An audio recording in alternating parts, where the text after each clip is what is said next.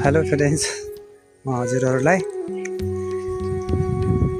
Kitchen गार्डनमा के छ हजुरलाई सबै बताउँछु ल। यो चाहिँ के फुलकोपी हो कि पत्ताकोपी हो है। यो मकै, यो अमेरिकन मकै हो।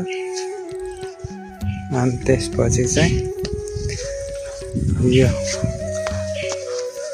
हरियो ग्रिन मेथी, मेथीको पराठा बनाउन चाहिँ एकदमै राम्रो हुन्छ फेरि। अनि यो सानो चाहिँ काकती सानो फलिरहेको छ, हेर्नु त। यो प्याज छ यसमा। अनि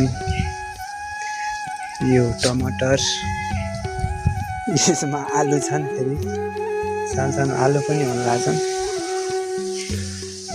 अनि यसमा के छ, भाटा पनि रहेछ नि यार। यो भाटा पनि छ नि यहाँ। यो सबै यत्रो भाटा छन्।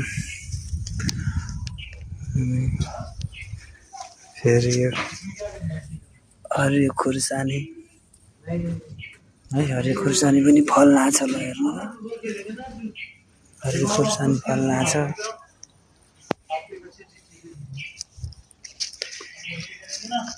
यो चाहिँ सलाड बनाउने यो कबिज हो। अनि त्यसपछि यो पालक, थोड़ा सब्जी छ यार, सबै सब्जी छ भनौँ।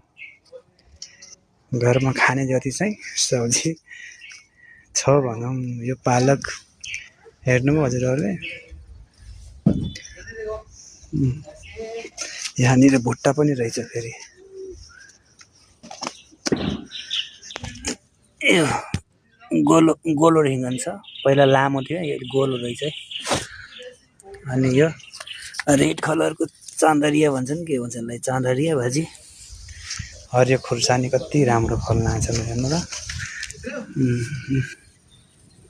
खुर्सानी चाहिँ फल्न आछ।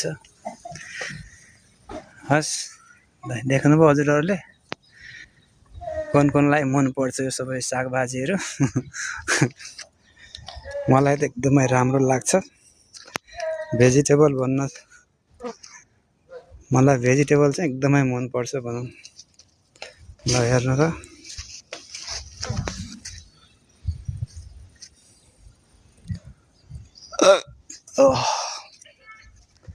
ल बाई।